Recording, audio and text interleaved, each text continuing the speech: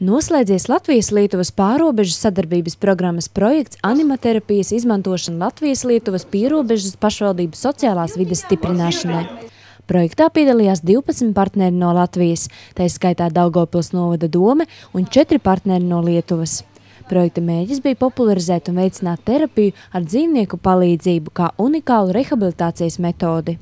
Šis projekts ir ļoti nozīmīgs, jo tās slimības, ar ko mēs saskaramies, gan garīgās attīstības traucējumi, gan pēctraumu periodi, gan bērniem, gan pieaugušiem, dažreiz neārstējās ar tām metodēm, ko mēs esam pieraduši, ko mēs pielietojam.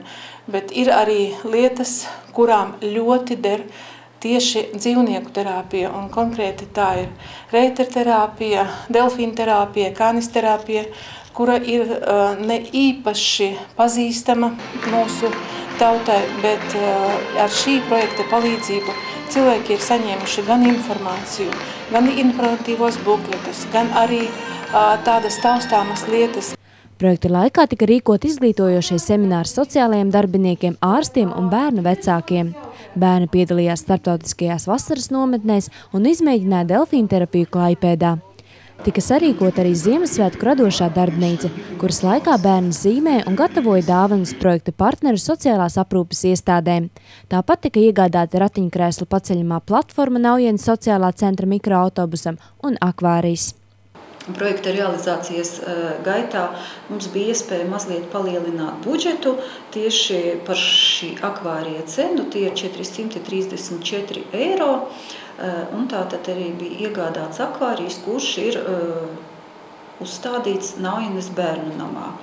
Bet pirms akvārija iegādes mēs kopā ar Naujienas bērnu nama bērniem izgājām tādu diezgan sarežģītu ceļu, aizgājām uz Latgales zoodārzu, kur mums zoodārza vadītājs izstāstīja, kādas zivis var akvārijā dzīvot, kas ir nepieciešams, lai zivis dzīvotu, kam tur ir jābūt un kam nav jābūt, un kā jārūpējas par zivīm, un arī pastāstīja mazliet par zoodārzu.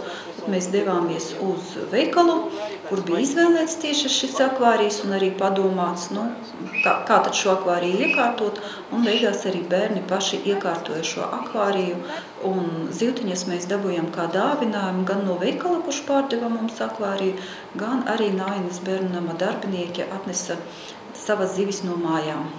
Speciālisti norāda, ka kontaktēšanās ar dzīvniekiem sniedz milzīgu pozitīvu lādiņu un atbrīvo no stresa.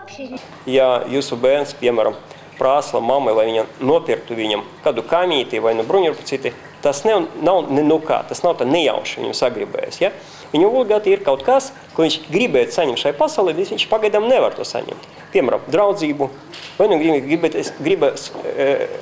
viņš grib rūpēties par kādu dzīvnieku.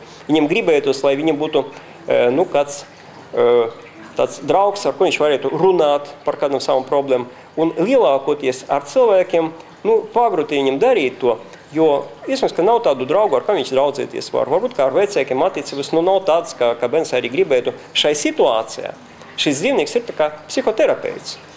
Bērnu acīs miedzēja patiesas prieks, interese un pārsteigums par jauniegūtajiem draugiem. Tagad akvārija zivtiņas būs kā skaista piemiņa no veiksmīgi realizētā pārrobežu sadarbības projekta.